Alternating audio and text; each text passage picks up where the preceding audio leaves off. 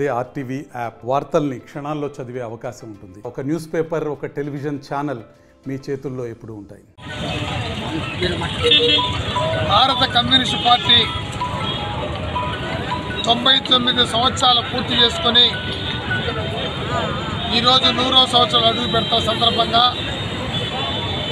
భారతదేశ వ్యాప్తంగా ఘనంగా శతవార్షికోత్సవాలు ప్రారంభమైనాయి. ఈ వార్షికోత్సవాలు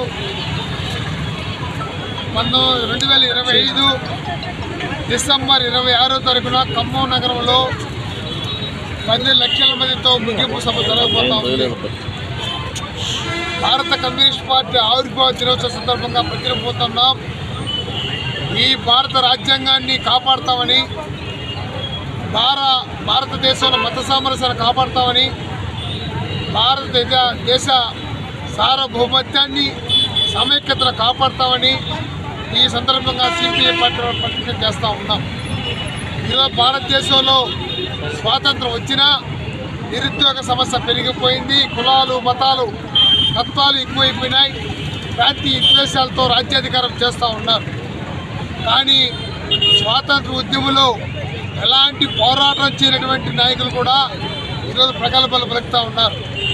భారత స్వాతంత్ర ఉద్యమంలో కమ్యూనిస్ట్ పార్టీ అగ్ర నాయకత్వం భూస్వామి కుటుంబంలో పుట్టిన భూస్వామి తత్వానికి వ్యతిరేకంగా భూములు పంపిణీ చేసి భారతదేశ స్వాతంత్రం కోసం పోరాటం చేసిన చరిత్ర సిపిఐ.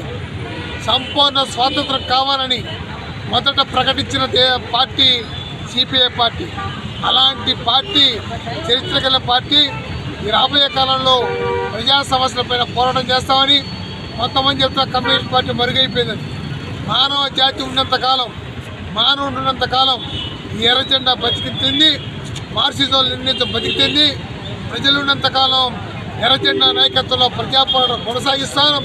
శ్రమ దోపిడీ ఉన్నంతకాలం, పెట్టుబడిదారీ వ్యవస్థ ఉన్నంతకాలం సిపిఐ సజీవంగా బతికిందని సిపిఐ రాబోయే కాలంలో మరిన్ని ఉధృత పోరాటం చేస్తాం.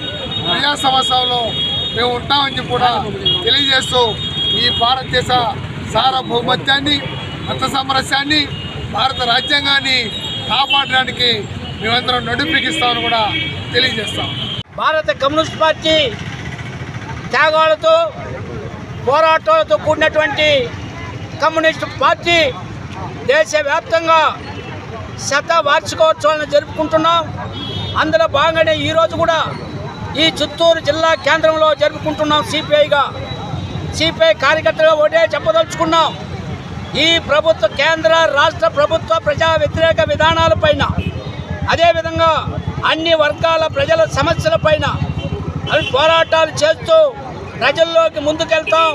ప్రజల యొక్క సమస్యలు పరిష్కరించడంలో భారత కమ్యూనిస్ట్ పార్టీ ఒక విప్లవకర పార్టీగా ఉంటుందనేసి కూడా ఈ యొక్క 100వ వార్షిక సందర్భంగా మేము మీడియా ద్వారా ఈ ప్రభుత్వాన్ని హెచ్చరిస్తూ ప్రజలకి అభయాన్ని ఇస్తున్నాం. మరిన్ని వీడియోస్ కోసం ఛానల్ ని సబ్స్క్రైబ్ చేయండి. లేటెస్ట్ అప్డేట్స్ కోసం వాట్సాప్ ఛానల్ ని ఫాలో అవ్వండి. ఆ లింక్ డిస్క్రిప్షన్ లో ఉంది.